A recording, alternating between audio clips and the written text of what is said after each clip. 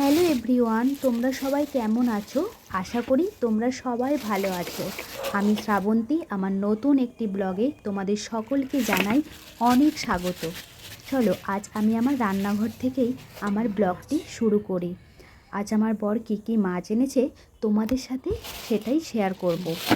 আর মাছগুলোকে আমি সব এক এক করে ঢেলে নেব, ঢেলে ভালো করে পরিষ্কার করে নেব। পরিষ্কার করার পরেই আমি রান্না বসাবো।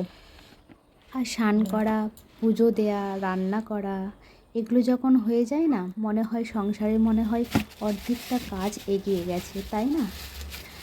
এটা হচ্ছে আমোদি মাছ, ভোলা মাছ, আর এনেছি চিংড়ি মাছ, কারণ আমি চিংড়ি মাছ খেতে খুব ভালো লাগে, আমার ভীষণ ভালো লাগে চিংড়ি মাছ। একটু ভাবছি আজকে এঁচোড় চিংড়ি রান্না করব। এরপর আমি মাছগুলোকে এক এক করে ধুয়ে নিচ্ছি। তারপরে নুন হলুদ মেখে সব কন্টেনারে সাজিয়ে দেব, কারণ সব মাছ তো আর একদিনে রান্না করব না, তার জন্য। দেশি ট্যাংরাও এনেছি, দেশি ট্যাংরা মাছ আমার ভীষণ ভালো লাগে। কাতলা মাছও এনেছে। আর যেই মাছটা রান্না করব, আমোদি মাছটা রান্না করব। আর আমার রান্না কমপ্লিট। আমোদি মাছ করেছি, এটা ইউটিউব দেখে করেছি, খুব ভালো লেগেছে খেতে, মন্দ হয়নি, ভীষণ ভালো লেগেছে।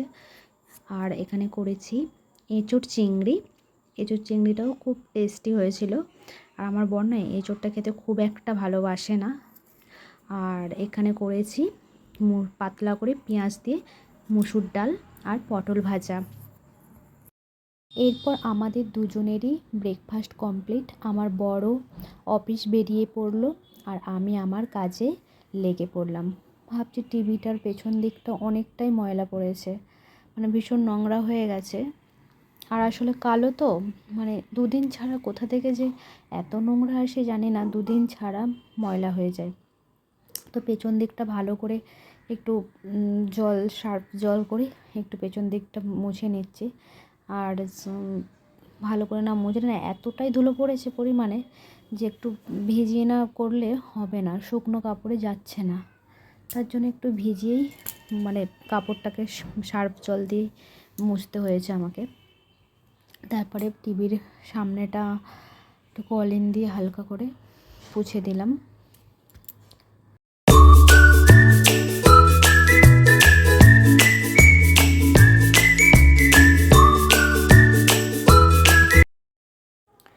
এরপর টেবিলটাও আমি পরিষ্কার করে নেব। আর একটা কথা জানো তো, সংসারে না একজন থাকুক বা দুজন থাকুক বা চারজন থাকুক বা 5 জন বা 10 জন, যতজনই থাকুক না কেন, সংসারের কাজ কিন্তু কাজই হয়। লোক বলে না যে এই দুজন বা একজন কি আর কাজ সংসারে, কিন্তু না, এটা ভুল। কাজ কাজই হয়, কাজ থাকে সংসারে প্রচুর, তোমাকে কাজটা খুঁজে নিতে হবে, তাই না? তুমি বসে থাকলে বসেই থাকবে, কিন্তু কাজ যদি তুমি খুঁজে নাও, সংসারের মধ্যে প্রচুর কাজ থাকে, যেটা কাজটা তুমি করে শেষ করতে পারবে না। কি বন্ধুরা, আমি ঠিক বললাম তো, না আমি জ্ঞান দিয়ে দিলাম বেশি? আর কি জানো তো বন্ধুরা, আমার দায়িত্বে আমাকে যদি কেউ বলে যে আমাকে এই কাজটা করতে হবে, আমার দায়িত্বে যখন এই কাজটা আমার পড়ে, তো আমার না সেই কাজটা আমি আগে করব, তারপরে আমি বসবো। বসে থেকে গল্প করব আর কাজটা আমি করব না, এটা আমার হবে না। আমি আগে কাজ করব, তারপরে আমি বসবো, নাহলে আমি শান্তিই পাবো না। তারপর যদি মনে হয় যে কোনো কাজ, ধরো আজকে আমার এই কাজটা আমাকে করতে হবে, আমার মুডের উপর নির্ভর করে কাজ। আমার ভালো লাগে যে আমি এই কাজটা আজকে আমি করব, কমপ্লিট করব। এবার কেউ যদি বলে দেয় যে আজকে এই কাজটা করো না, কালকে করো, তখন আমার সেই কাজটার প্রতি আর ইচ্ছে থাকে না, আগ্রহ থাকে না। তাই যখন যেটা নিজের মন থেকে চাই যে আমি এই কাজটা করব, তখন করে নেওয়াই ভালো। তাহলেই সেই কাজটা কিন্তু খুব সুন্দর হয়, ভালো হয়, আর মনও ভালো থাকে। আসলে কি বলো তো, কোনো কাজ না আমার ফেলে রাখাটা ঠিক ভালো লাগে না। যখন মনে হয় যে কাজটা করব, করে নেব, কারণ আমরা তো মানুষ, আমাদেরও তো শরীর বলে আছে, আজ খারাপ কাল ভালো, এরকম হতে পারে। তাই যখন মনে হবে আমার শরীর কুলাবে যে আমি এই কাজটা করতে পারবো আজকে, মনটাও ভালো, তখন সেই কাজটা করে নেওয়াই ভালো ফেলে রাখার থেকে, তাই না? আমি অনেক কথাই বলে ফেললাম, কিন্তু আমি খুব কম কথা বলি, গুছিয়ে কথা বলতে পারি না। তাই আমি জানি না তোমাদের আমার ব্লগটা ভালো লাগবে কি লাগবে না।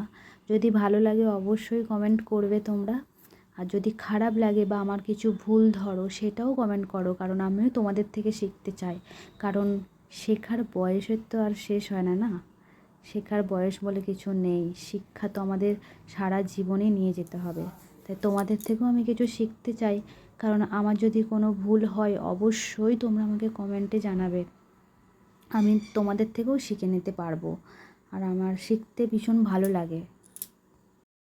চলো, অনেক বকবক করে ফেললাম, এবার তোমাদের কাজ তোমরা আমার পাশে থেকো, তাহলে আমি আরও নতুন নতুন সুন্দর সুন্দর ব্লগ তোমাদের উপহার দেওয়ার চেষ্টা করব।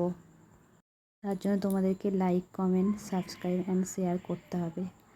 দেখো, আমার পুরো কমপ্লিট পরিষ্কার করা, গোছানো, সুন্দরভাবে আমি গুছিয়ে নিয়েছি, পরিষ্কার করে নিয়েছি। পরিষ্কার থাকলে না দেখতেও ভালো লাগে, না মনটাও সুন্দর হয়ে যায় পরিষ্কার পরিচ্ছন্ন থাকলে। এখানে সব হয়ে গেছে, টেবিলটাও সুন্দর করে আমি পরিষ্কার করে নিয়েছি। তাহলে বন্ধুরা, তোমরা সবাই ভালো থাকবে। টাটা।